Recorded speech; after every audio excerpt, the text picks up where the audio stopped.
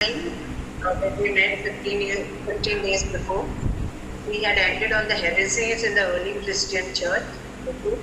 We had Arianism, Gnosticism, then we had these groups of Ebionites, and we had these Docetists, Nestorians, and many other groups that had already touched upon how, in the process of gathering all the teachings of our Lord, some of them began developing tendencies that took them away from the true teachings of the Savior. So these were more or less the groups. I'm just refreshing them. So here basically we dwelled much in length on the Gnostic Gospels last time. You remember, any of you, how it was a melting pot of all esoteric teachings, and I had shared with you all the different Gospels which had Gnostic tendencies, especially the Gospel of Peter, the Gospel of Mary, even the Gospel of Thomas. So these were the Gospels which eventually, more or less, when we count the number of Gospels that have been discovered and have been in circulation, more or less we come to the number 34.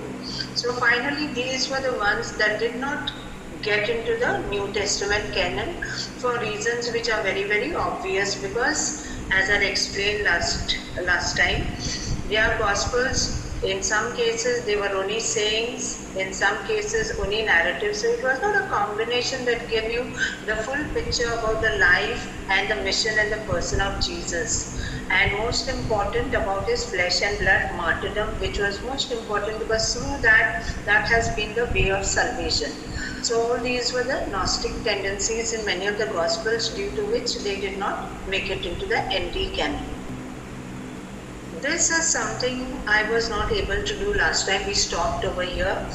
We had looked at various witnesses that showed us that the four Gospel canon was not only in the year 367 when Bishop Athanasius finally made in his Easter letter that he had sent out to all the Christians. It was there that he had mentioned this entire corpus of 27 writings that make up the New Testament. So it was not only during that time, but prior to that also, soon after Jesus' death, within 30 years of the passing away of the main apostles like Peter, Paul and all, already within 30 years of that, these four Gospels were already in circulation with the early Christian communities. And one of the witnesses to that, how do we know that? We know it also from this particular fragment which was discovered way back,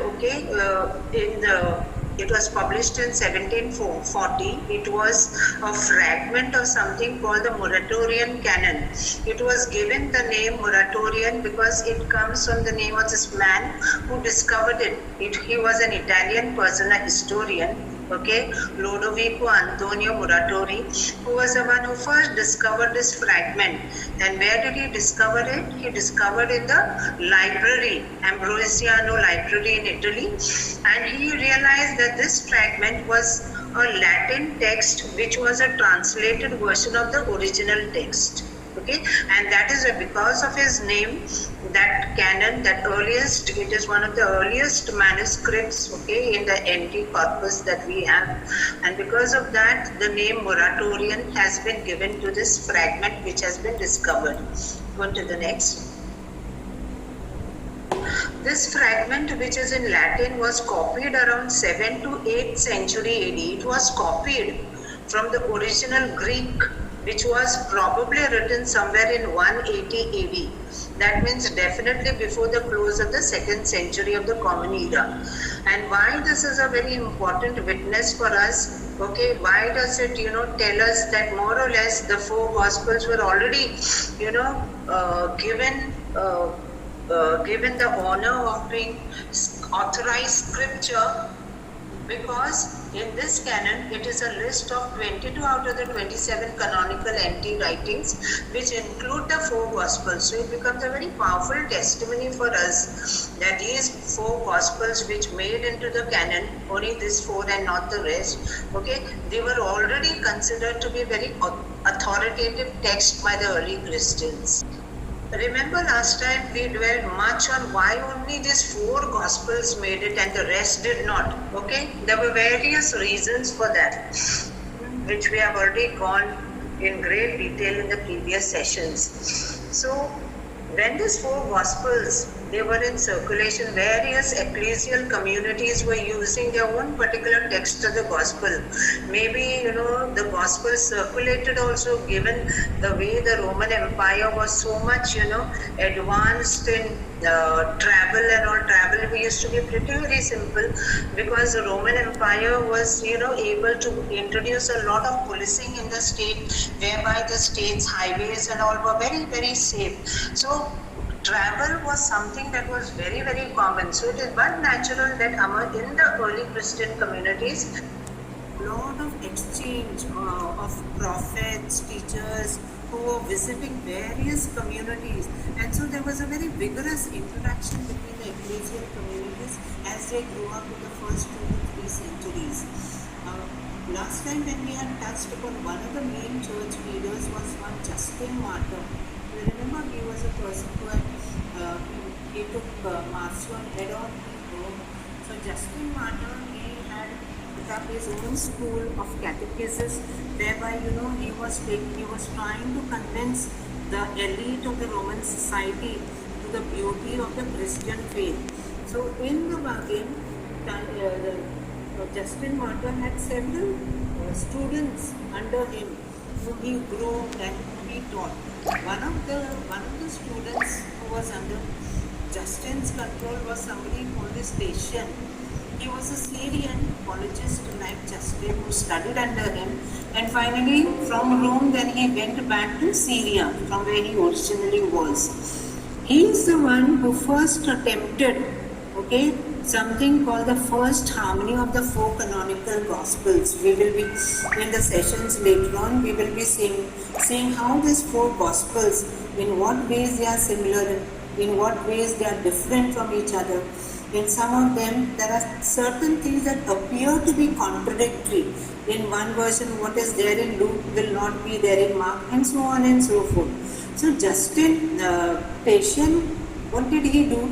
He saw that these 4 Gospels, he definitely had access to them. The manuscripts were there in their control. So Tatian attempted to harmonize all these 4 Gospels. He harmonized all these 4 Gospels and he called it Diatessaron. Why it is called Diatessaron? Because it is a combination of 4 Gospels. Diatessaron basically means harmony of 4. It's a transliteration of the Greek word diatessaron, that is through the 4 Gospels. So Eusebius was the first one, who detected later on, about the existence of this diatessaron. I put out a picture of that. That is a copy. Various copies are available of diatessaron. This diatessaron was compiled around, I already told you, 170 AD. 165 was the time Justin Martyr had already died. So by 170 AD, this was already in circulation and it was done by Tatian. How do we know about it? Because fragments of this diatessaron have been discovered in various languages, in Greek, in Syriac, in Arabic, Latin and many other languages, even in Old English. But they are all only in fragments. They have been put together, and that's how they have been able to reconstruct the entire document. In reality, no complete extant copy survives to this day. In composing the diatessaron, Tatian followed the wording of the Gospel. This is very interesting. What did he do? How did he go about preparing one Gospel? Even sometimes this question must be coming to the minds of to many of us. We have the Gospel according to Matthew, Mark, Luke and John. But why 4 different versions of the same story? So wouldn't it be better like somebody puts everything together in a chronological order? But that would defeat the very purpose for which the Gospel authors have come out with their own distinctive Gospel. So when Tatian attempted doing this diatessaron, how did he go about? Whatever was contradictory, they say that he cut it out completely. Like for example, among the 4 Gospels, we have the infancy narratives. What is infancy narratives? About the birth stories of Jesus. We find that only in the Gospel of Luke, and we find it in the Gospel of Matthew. Mark does not have the infancy narratives, nor does John have it. Okay, so what did he do? Wherever there was contradictions, he removed it completely. Okay, he also removed duplicate information. He kept only one of each parallel passage. Like for example, the feeding of the 5,000 only appears once in the Diatessaron instead of 4 times. When you look at the feeding of the 5,000, it comes in all the 4 Gospels altogether 4 times. But what did he do? He kept only one single narrative in order to make a harmony of all the 4 Gospels. And when he was doing it, more or less he kept, okay, he did not change, okay, the sequence. More or less he tried to keep to the wordings of the original Gospels closely, but he used a different sequence for arranging the pericopes. What is the meaning of a pericope? The episodes, okay, in the Bible, as they are related in the 4 Gospels, they are called pericopes. We'll see that further on. Christian also deleted contradictions in the Gospels. Like for example, I told you about the genealogies of Matthew 1 and in Luke 3. Genealogies are what? Remember, we just celebrated the Nativity of Our Lady on 8th September, and we had the reading from the Gospel of Matthew, whereby, it was giving the entire genealogy, how Jesus was born, and finally he is considered the son of David. That entire lineage, okay, to the genealogy. So this differing genealogies, what did he do? He omitted whatever was contradictory. Because when you compare the genealogy, what is there in Matthew, it is totally different from the one that is in Luke. So he basically deleted the contradictions in order to see that whatever accounts were given in the Gospel, finally they were a harmonized version. He also left out of the Diatessaron the pericope adultery. This is a very famous episode in the Gospel of John. Okay, remember the story of the woman caught in the act of adultery, where Jesus says, anyone without sin, let him be the first one to cast the stone. This story, okay, it is in Bible scholarship. It is called the pericope adultery, and they say that this in fact probably was one of the earliest and true authentic stories that is preserved in the Gospel of John. Okay, so here he left out this crucial, okay, episode, which is supposed to be one of the most read episodes in the Gospel of John. So in the end, what was the result that he got when he brought all these 4 Gospels together and he made one harmonized Gospel account, okay, which he called the Diatessaron? What did he eventually achieve? The end result is a single shortened narrative of the life of Christ, about 3/4 the size of the 4 canonical Gospels. That means if you put all the 4 Gospels together end to end in a running sequence, he had cut down so many of the things that finally it was reduced to a total of 3/4 of the original size of the 4 Gospels put together. The Diatessaron more or less accounts for all except 56 verses of the canonical Gospels. Now coming to the 4 Gospels, this in fact is the mainstay of our session today. Why 4 Gospels? Why couldn't it be only one? Like how Tatian attempted. Why could the church not accept as authoritative what Tatian had done with the Diatessaron? There are reasons behind it. So there are 4 Gospels which ultimately, okay, got that finality of being the canonized versions, okay, the canonical versions of the Gospel. There are reasons behind it, because each of the 4 is though they are complete more or less in their own way. Each of the accounts of Jesus, they are complete in their own way, yet but they complement, okay, what is less maybe in the Gospel of John. Like for example, when we look at the four Gospels, okay, John is considered to be the most different sort of a Gospel. You compare Matthew, Mark, Luke and John, all the three of them, there will be lots of similarities in the first three Gospels, but in the fourth Gospel, in tonality, in its theological outlook, in its content, in its style, it is a totally different Gospel. Because when you read the Gospel of John, you feel very spiritually elevated, and that is why the church fathers used to call it a highly spiritual Gospel.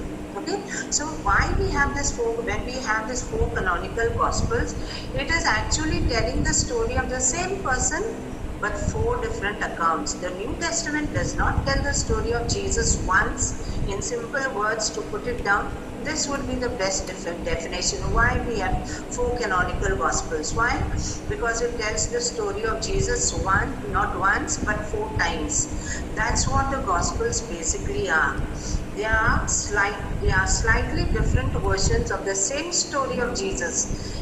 Basically, the content, the purpose behind the gospel that was intended for the intended audience or the readership, it remains the same, but in different ways. Like for example, suppose if you are a teacher in the class and you ask someone, okay, you ask your students to write, okay, their impression about the Prime Minister of India. Just to give an example, all the students who are writing whatever is their impression about the Prime Minister of India, will it be the same? There will be varying accounts depending on the number of students who are attempting it. If there are 20 students who are attempting, okay, to write down what they feel about the Prime Minister, there will be 20 different accounts of the same thing, but the person is basically the same. So too, the canonical Gospels, the four Gospels, they tell the story of the same person and mission of Jesus, but in four different ways. Portray Jesus, all the four Gospels, if you summarize them, what is the portrait of Jesus that comes across shining through all these four accounts of him? First of all, a teacher, a healer, a miracle worker, and most important, as God incarnate, okay, as the Son of God. That is entirely the main purpose of the Gospel. We call, now who are the writers of this Gospel, the four canonical Gospels, whom we commonly call evangelists. We call them the evangelists. Have you seen, I have put these pictures together, and down, can you see, the first one is, obviously, it's always in that order, Matthew, Mark, Luke and John. So the first picture that you have, it is of evangelist Matthew. The picture is not very clear. Right down near the feet, you can see a symbol that is attributed to him. It is an angel. It's a little dark, so you cannot see, but in the next slide you'll get a clearer view. Okay. Similarly, here you have, okay, the second Gospel, the Gospel of Mark. Here you have the lion, and similarly here the next Luke you have ox, and for John you have eagle. Okay, so each of these attributions, they are very symbolic. The early church gave them these, not so much the early church, it was more the patristic fathers who finally assigned this symbolism for them, especially for John. We have, okay, John is given eagle. Why? Because the most outstanding characteristic of John's Gospel is its very high Christology.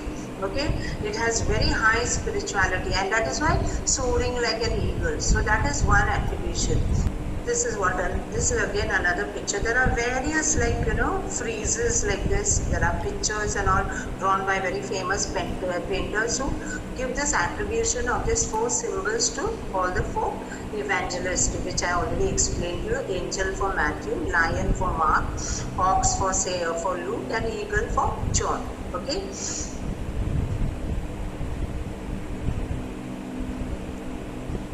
I've also put out that detail for you. Mark is also often shown with a book representing his gospel.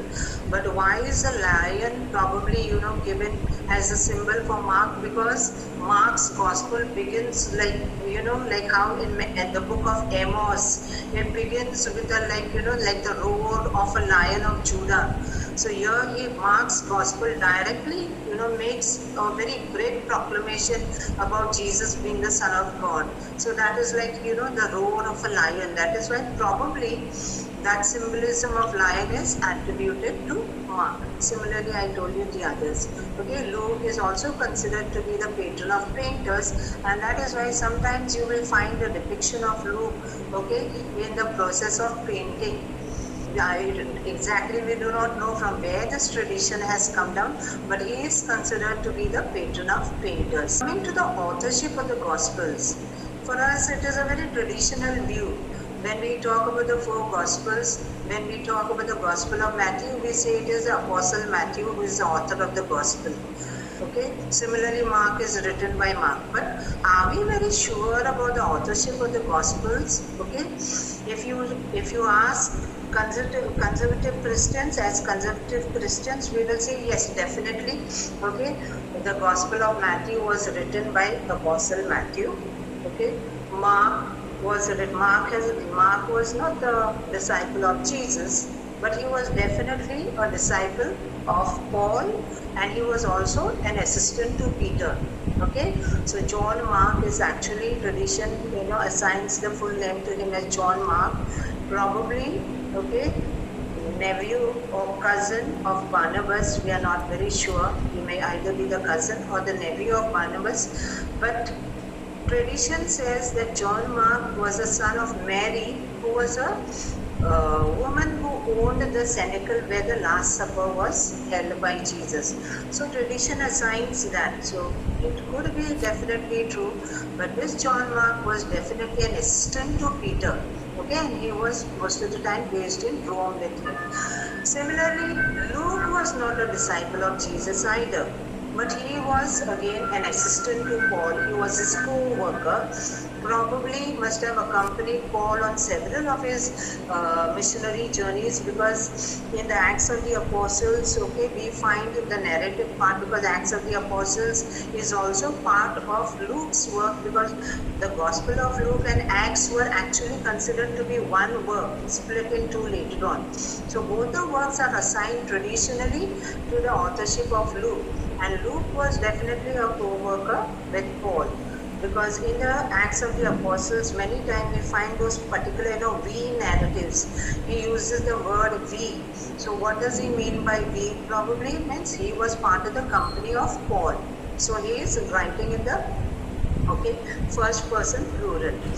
Similarly, here the fourth one, the John's Gospel, definitely tradition assigns that the authority behind the fourth Gospel has been Apostle John, but we will be seeing as we go deeper into the criteria of authorship of the Gospels, how like there are various attributions. Okay? Why is this so? Because none of the Gospels tell us that it has been written by that author does not sign off at the end saying that written by Mark or written by Matthew, written by John. Okay, so that is the reason the authorship of the Gospels remains unknown, except in the case of Luke, Acts. But rather than authorship, it is more appropriate to talk about the authority behind each Gospel. Okay, or the exact person, one person, if you want to say that he is the one who actually wrote the Gospel. Matthew the Apostle, are we 100% sure that he is the one who wrote the Gospel? We are not very sure. Okay, we are not very sure, but one thing we can be more or less certain, that he definitely was an authority behind the community that he nurtured. Okay, imparting the teachings, the preachings of Jesus to them. So similarly, Mark is supposed to be the work of the Petrine community. Mark, as I told you, was an assistant of Saint Peter, and Peter is supposed to be traditionally the founder of the church in Rome. Peter and Paul, both of them. Okay, and we see down the ages as Christian history progresses, the Church of Rome came to become very, very prominent. In fact, it displaced the prominence of the church in Jerusalem, because in the first instance, it was a church in Jerusalem which was considered to be the mother church. So when the Roman church started growing and gaining prominence, okay, it was mainly because they always made the claim that it was a church that was founded by the apostles Peter and Paul. So this Petrine means coming from Peter. Peter's Petrine community was the Roman church, and Mark being, an interpreter for Peter, they say we will be touching in further greater detail about the witnesses who have left testimonies. As to one particular Clement of Alexandria clearly testifies that whenever Peter was preaching in Rome, he was preaching to the Roman church, the church in Rome. Mark used to be his interpreter, and he was commissioned maybe by Peter or maybe some of the elders of the church in Rome. He was commissioned to put down whatever Peter was preaching, okay, the apostolic teaching. He was commissioned to put it in writing, and that's how we have the end product of that ecclesial community, which is the Gospel of Mark. Similarly, the Gospel of Luke, from where did it emerge? Okay, and who is the author? We know the author is Luke, definitely, but from where, from which circles, or from which early church? Because remember, we are talking about the early Jesus movement. Jesus had died by 30 AD, and the ecclesial communities were just spreading vigorously and growing day by day. Though like it was, after Nero's time, it was a much persecuted faith. It was a religion which was no longer licit. It was an illicit religion that did not have state sanction. Despite that, the church was growing in leaps and bounds. So much due to the work of Paul, who was a wandering missionary, was an itinerant missionary, who went about the entire Mediterranean, later on even Europe, building up this churches, small churches, and not only founding the churches but following them up, okay, nurturing them with his guidance, with the teaching, and most of all through his letters. So by the time Paul had died, Pauline churches were very strong Christian centers all over the Mediterranean. So probably from one of the Pauline churches, we do not exactly know, but the guesses that are made by many of the biblical scholars are, they say most probably it must be Philippi. Okay, there is a letter to the Philippians, and Luke is supposed to have very strong connections to the church there in Philippi. So probably it must have been the product of that Pauline community based in Philippi, which was founded and nurtured by Paul. Similarly, we have the Gospel of John, a very high gospel with very high Christology, product of the Johannine community. This particular gospel has a very distinctive history and has several layers to its composition, which more or less there is a lot of consensus among all the biblical scholars that this particular gospel, okay, there is internal evidence to show that the gospel underwent lot of changes till it finally reached where it finally was. Okay, so we have these gospels which are the products of these communities. We have the Matthean community, we have the Petrine community, the Pauline community for Luke's gospel, and the Johannine community for the Gospel of John. The gospels are expressions. If in one line, if you are asked, how would you best define these gospels when they were early in the making? They were expressions of faith of the various ecclesial communities that accepted Jesus as their savior. So the gospels which eventually made it to the canon, and how we see them today and how we read and interpret them today, it was not the work of one particular author only, something that entirely came out only from his mind. It was not the brainchild of one particular person, but it was an entire community most of the time behind it. What is the location and the social setting of the Gospels?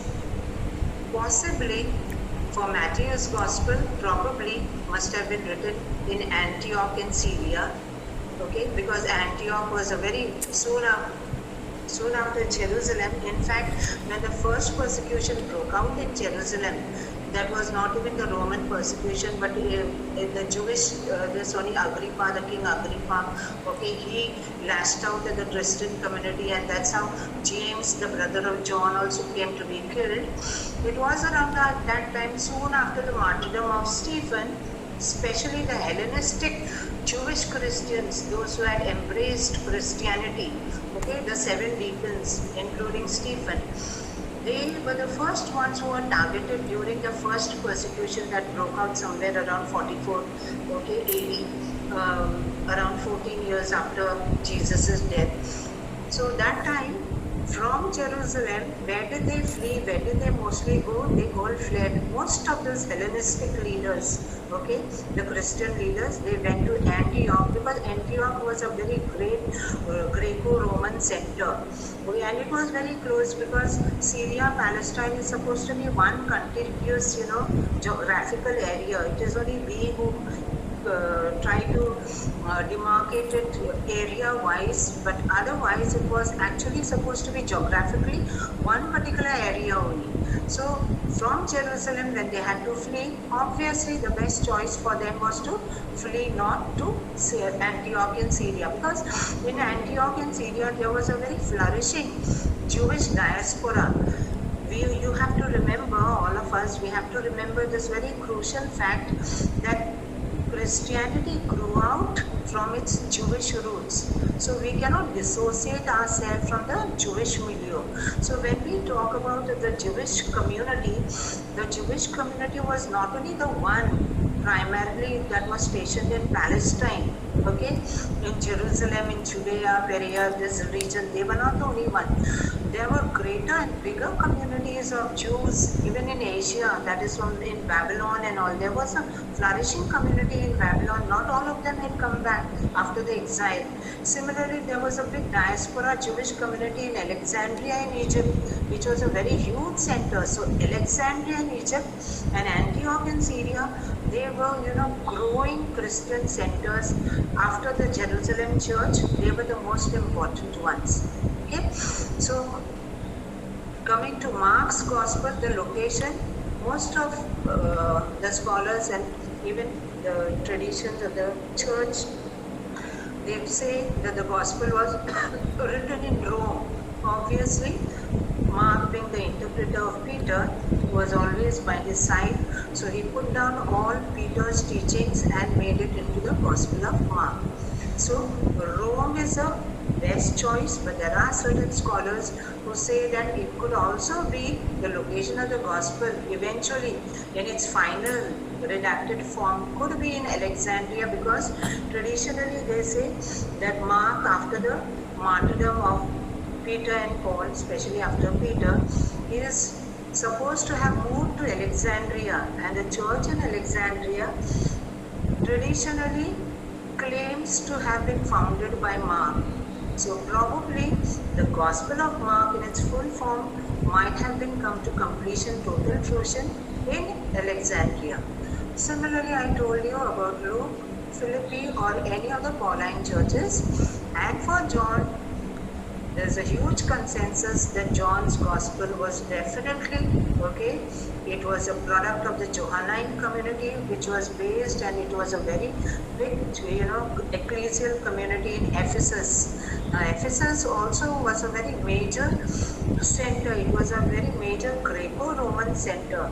Remember, this is the same place where Paul literally, there was a riot against him because he went and he preached, and there was a man who was making the silver idols of the goddess Artemis. So because Paul's teaching was converting the people and drawing, hordes of people to the Christian faith, they all connived, the governors and all over there, and there was a big riot, and Paul would have definitely been killed over there had he not been, taken out from that place. So Ephesus was a very major Greco-Roman center.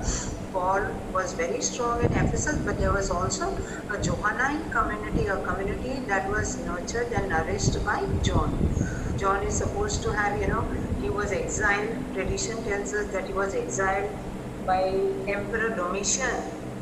He was exiled to the island of Patmos, but after Domitian's death, he came back and he was again back in Ephesus, where he is supposed to have died. The exact locations of ecclesial communities where each of the Gospels emerged is still disputed, but more or less this is what it is.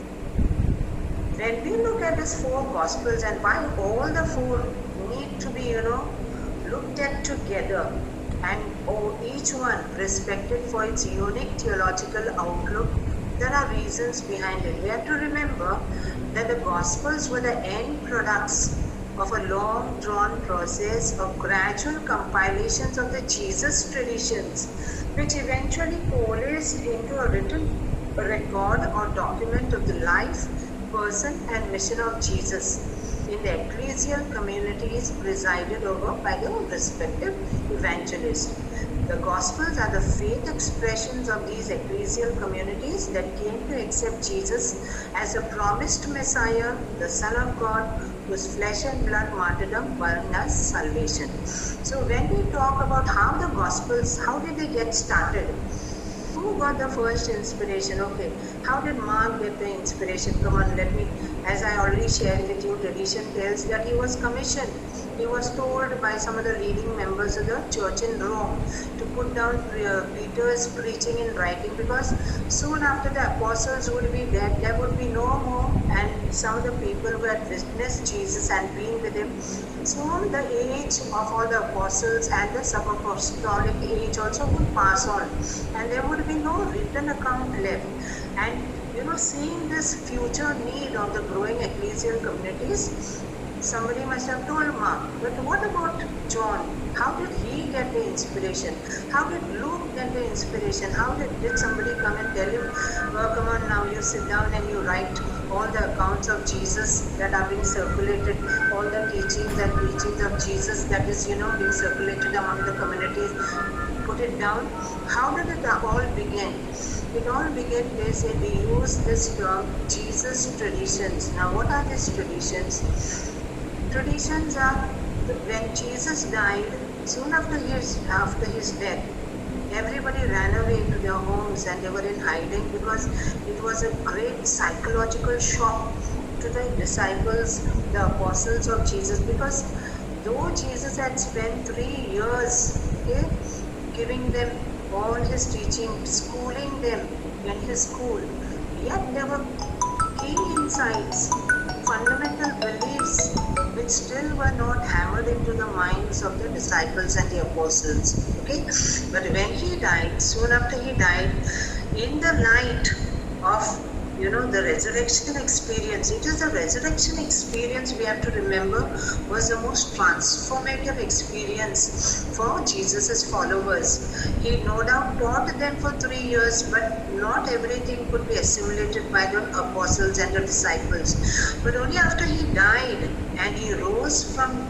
the dead, okay, when he shared his appearances, his resurrectional appearances, they were a totally transformed people. They were filled with courage. They had illuminated minds. And in the revelatory light of this resurrection experience, they were able to remember all that Jesus was telling. Like in Mark's Gospel, continuously most of the time, in fact all the Gospel, not only Mark, Jesus always said that he would have to suffer and die and rise again. But do you think it really made much sense to the disciples? They just heard him most of the time. Even the parables in Mark, so many times, Mark is among all the evangelists. Mark is supposed to be the most direct. He does not try to couch his words, soften his words and all. He is very direct. Sometimes when you look at the Gospel of Mark, he casts the disciples in a very bad light. Not only the disciples, sometimes even the family of Jesus. He is put in a very negative sort of a light. That is because his style of writing probably was like that. But we have to remember that these things, though Jesus was constantly teaching his disciples, he came to fuller understanding and interpreting the true meaning of why he had to come into this world. Why did he have to, become the incarnate Son of God? All this light began to shine on their minds only in the revelatory light of the resurrection experience. So initially, when they were all growing into small ecclesial communities, they were all talking about, it was like when 2 or 3 friends, they come together and you remember all your past days. Somebody will, narrate something that happened in the school, somebody in the college. So like that, definitely, when this living eyewitnesses who had seen Jesus, who had heard him teach, who had heard him, preach the gospel, heard him, and even seen him doing the various miracles, the healings that he did, definitely they must have been, talking about all these things. So all these sayings, they began to remember. Memory started playing a very important part. And so the beginnings of the small episodes, small stories, wherever they could remember what he said at this particular time. Like for example, in today's gospel, we find the confession of Peter. Okay, who do you say I am? It was somewhere in a place in Banias, in Peria, in that particular region. So definitely they must have recalled all these key moments in the life of Jesus, and they became the starting points of bringing all the stories about him and getting all the teachings and preachings of Jesus together. Okay, so these are in short called the Jesus tradition. So we begin the gospel compilations actually begin with all the Jesus traditions coming together. It is like, like how you have a river, like you have the Ganga river. It is a very huge river when it finally empties all its waters in the ocean. But the starting point of the river is a very small source. There will be a small little trickle which as it goes down the mountain, it will be joined by many other smaller trickles which become tributaries. All the tributaries join together and becomes a big river. So in the same way, this coalescing of all the Jesus traditions that were, shared by the eyewitnesses, people who heard and saw Jesus at his work, they became the true content of finally what we call the gospel. The gospels are the faith expressions of these ecclesial communities that came to accept him as the promised Messiah. Why is it important to situate the gospels historically?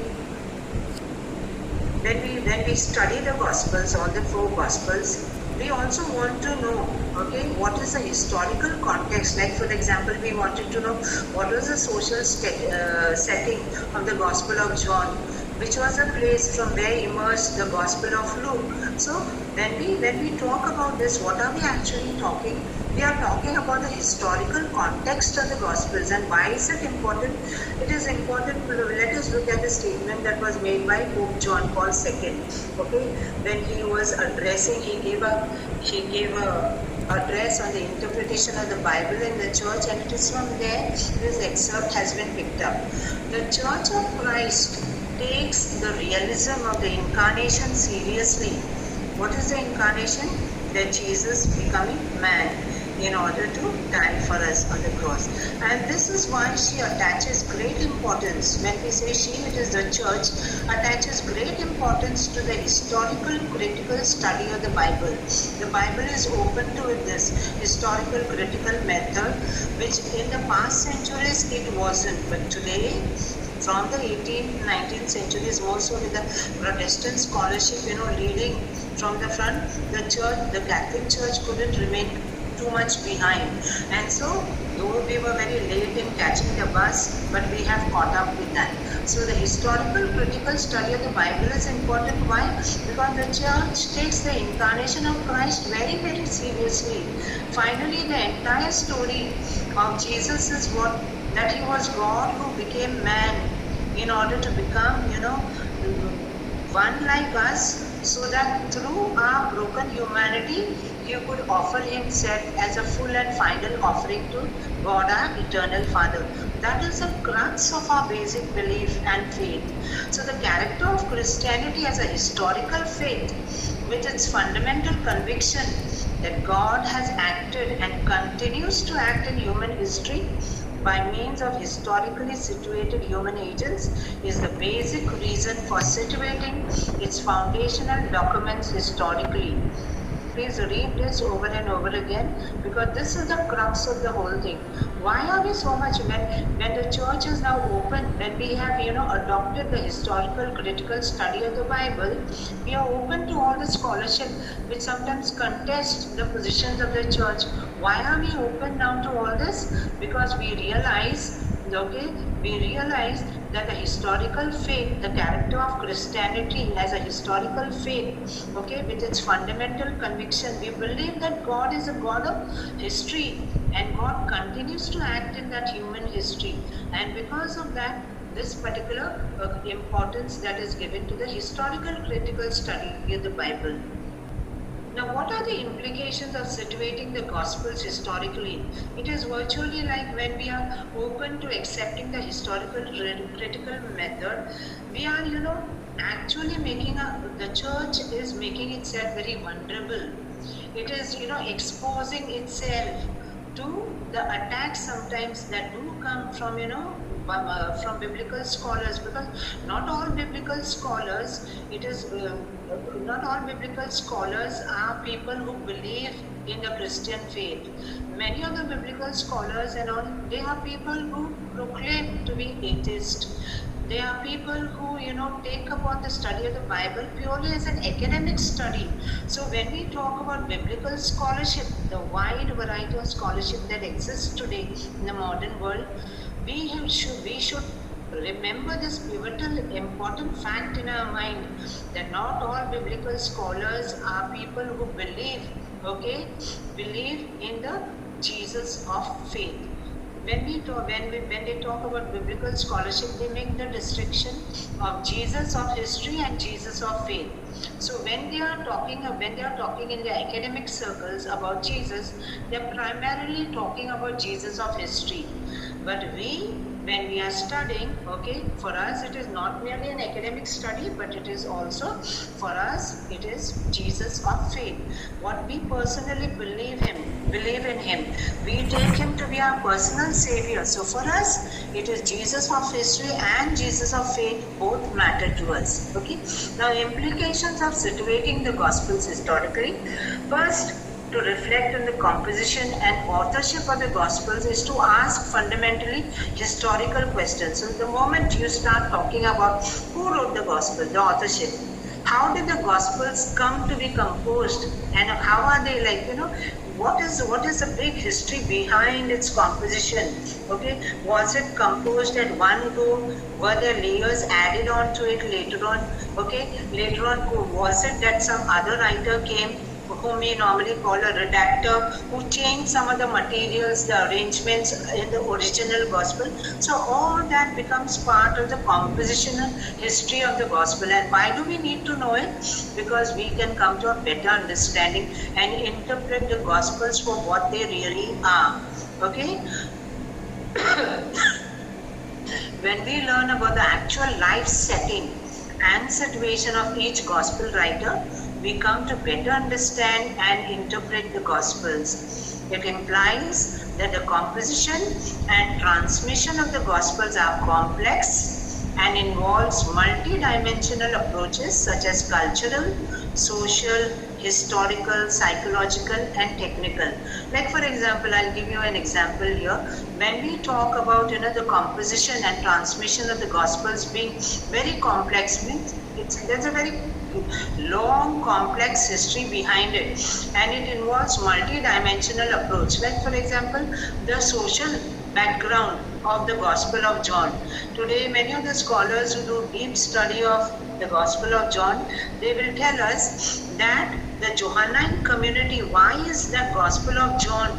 It appears to be, if you look at it closely in the Gospel of John, it has a sort of a very anti-Semitic tone. You know what is anti-Semitic? Anything that is anti-Jewish. Okay, why? Because in John's Gospel you will find the Jews, and John seems to be the evangelist. Okay, seems to be casting them in a very negative light.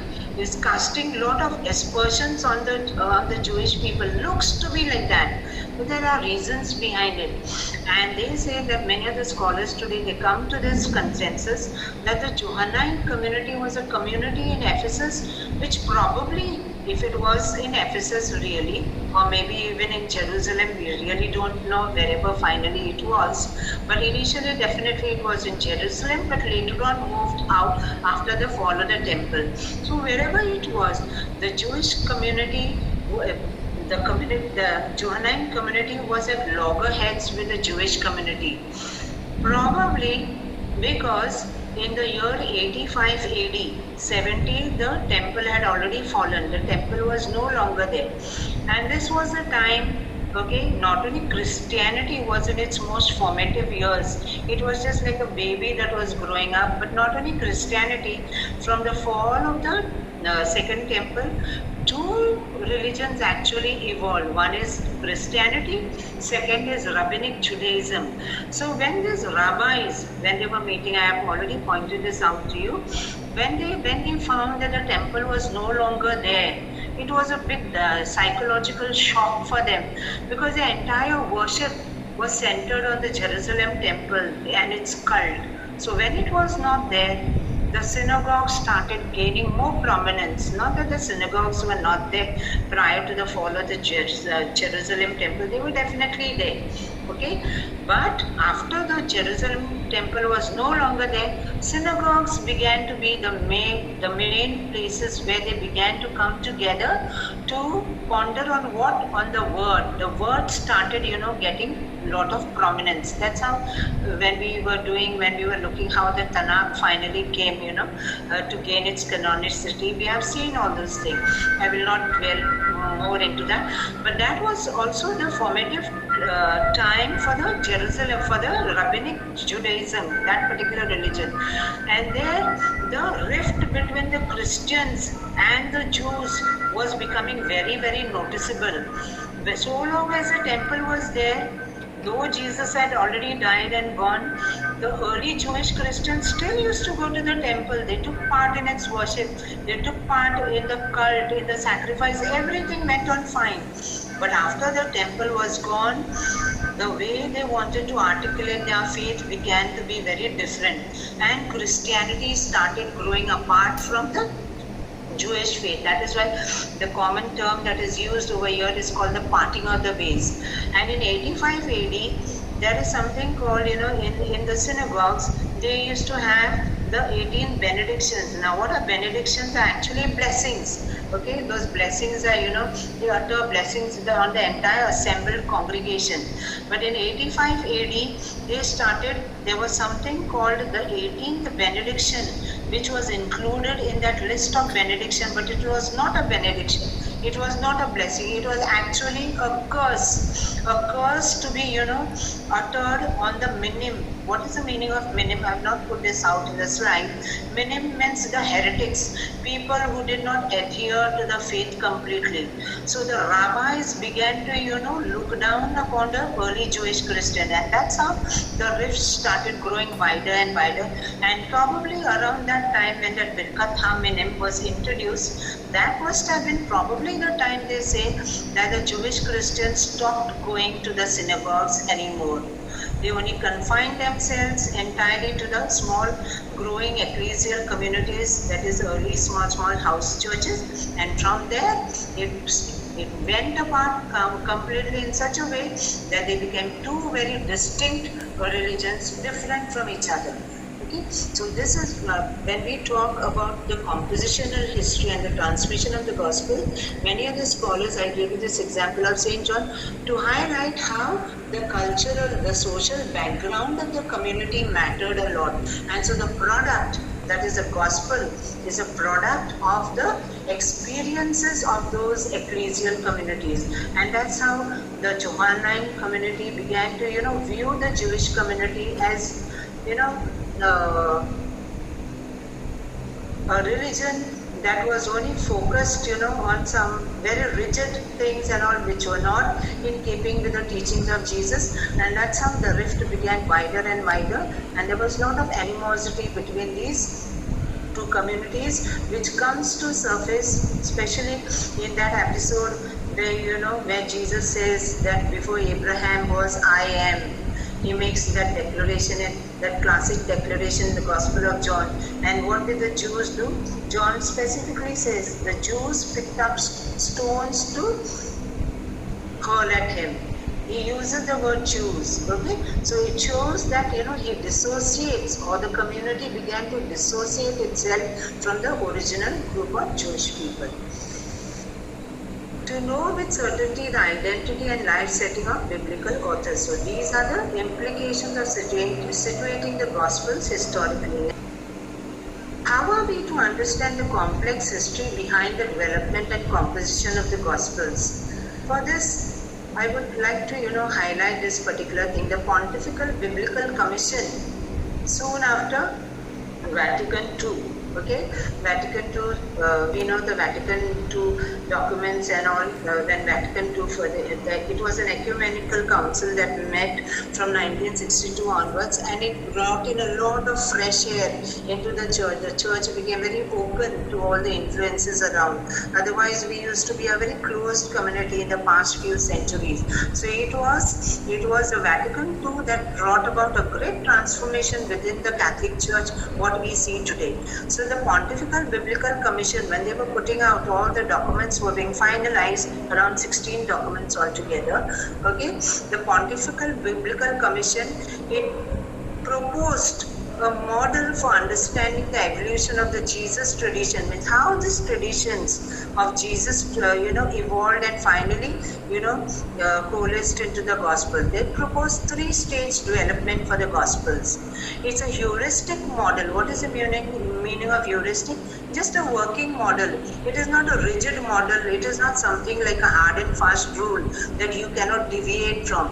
It is only a proposed model for you and me to understand that there was a long compositional history, okay, in the formation of the Gospels, which begins with all the Jesus traditions coming together as various tributaries of a big river.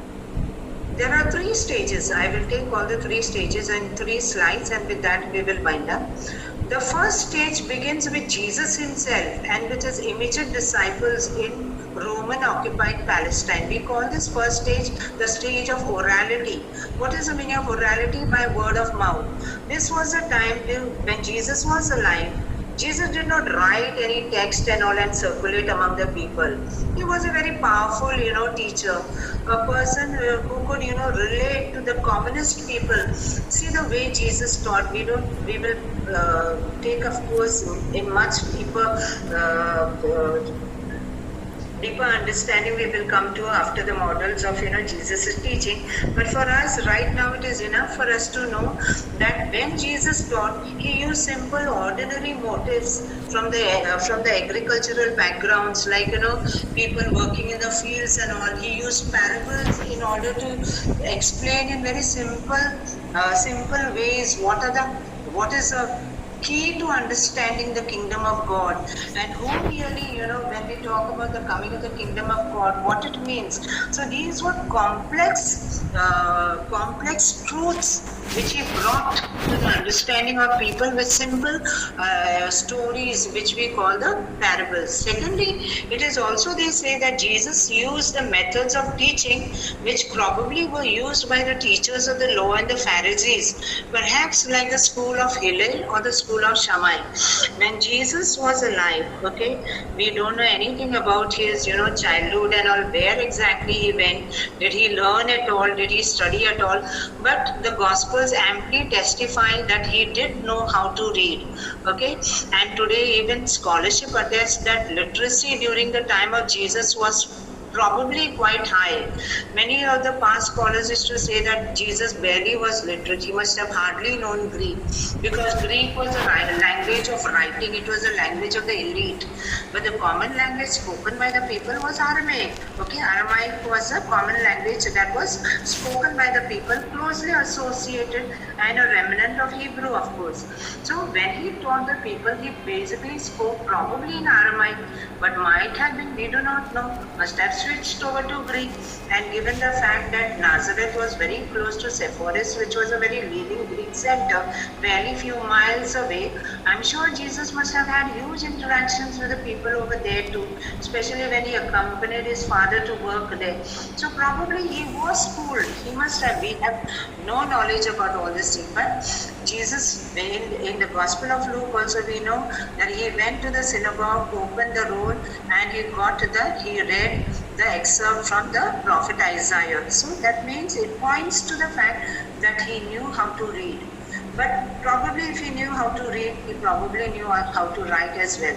But he left no account of any written manuscripts or teachings of his. He used modes of reasoning and of exposition.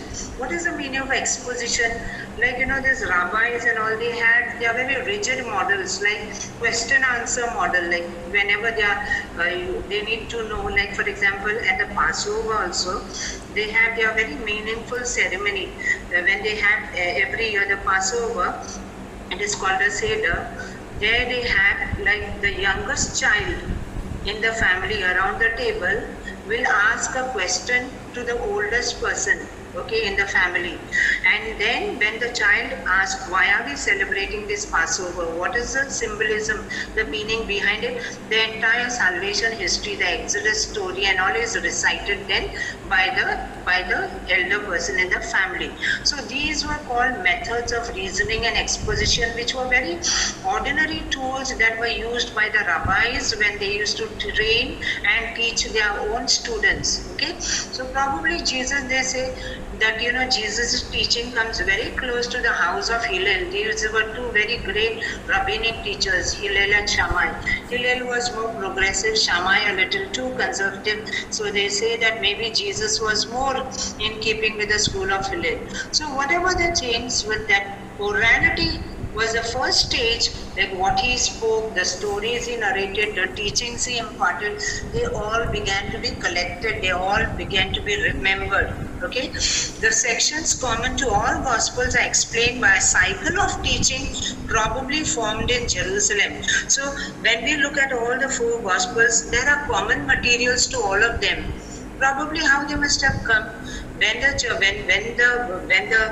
the stories of Jesus after he died, okay, the preaching and teaching of the apostles, it went on around. There must have been certain core stories which must have been common to all of their preaching, the apostolic preaching. And that is how the cycle of teaching probably which began in Jerusalem first. Okay, soon after Jesus died, he used to still meet in that portico of Solomon, in the temple. So that must have been the starting point where they came together. They began to reflect on scriptures, okay, of the Old Testament. And that's how the cycle of teaching probably formed in Jerusalem and spread all over. The second stage is eyewitnesses' testimony. The eyewitnesses of his public life, handed on by word of mouth and probably through written testimonies, which gradually assumed a greater or less degree of fixity. It became fixed, like whatever they were teaching. Core stories which were commonly told everywhere. So what was being narrated in the church in Antioch probably was also carried to the church in Alexandria. The church were in Jerusalem, what they were propagating, that was carried to the church in Rome. So this is a way, like how the second stage of the gospel compositions, it started bringing all the Jesus traditions together. There probably began a process of remembering. This is very important to bear in mind. Remembering the teachings and preachings of Jesus and reinterpreting them in the revelatory light of their post-resurrection experience, which culminated in an intense, fertile process of gathering the sayings and teachings of Jesus. When we talk about the four four gospels, they are basically, when we look at their genre means what type of writings they are. We have narratives, that are stories that are told, and there are sayings. Mostly the teachings of Jesus are contained in the saying. So sayings plus narratives make up the entire crux of the four gospels. They began remembering and reinterpreting the teachings of Jesus against the OT fulfillment prophecies, coming to a fuller understanding of the person and mission of Jesus. And most of all, it was the prophecies in Isaiah, especially Isaiah 53, which was a game changer. And for them, because when you look at, when you have the time, please go and read, okay, the fourth suffering servant song in chapter 53 of the book of Isaiah. When you read through it, it's literally like, you will get goose pimples, because what was being said over there in that oracle, in that fourth suffering servant song, it is exactly how Jesus' life unfolded and came to its final culmination. And that is why when these disciples of Jesus, when they began remembering what he was teaching, they also started reinterpreting the teachings against the OT fulfillment prophecies. And that's how they came to the full understanding that he was indeed the promised Messiah. He was finally the Son of God, who had to undergo that flesh and blood martyrdom in order to die and win salvation for all of us. So all these things, they come together so to meet their needs of preaching the good news, and for some other pastoral needs, they fostered and nurtured their communities, and they needed to come to a common understanding of the core of their newly articulated faith. Their preaching had to meet the needs of their specific communities, as I already mentioned to you, that was spreading around a variety of locations across the Mediterranean world and beyond. The third stage and the final stage is a stage where the evangelist, whosoever he be, began to put the collective Jesus traditions to writing by selecting, arranging, rearranging the Jesus tradition materials, making them eventually the canonical gospels, which are the basic expressions of faith of these communities. Their reception and acceptance as scripture was a matter of the consensus of all ecclesial communities. All the ecclesial communities, wherever they were spread out across the Mediterranean, be it in Rome, also in the East, they all came to this consensus and that understanding that these four gospels were the basic teachings, the basic life and full portrait of Jesus. The different ecclesial versions or rereadings of the Jesus tradition are integral parts of the Gospels, coalescing eventually as part of scripture and canon. This we shall interrelationship between the four Gospels. This is a very big problem called the synoptic problem, especially concerning the three. Okay, we will be taking this up in the next session.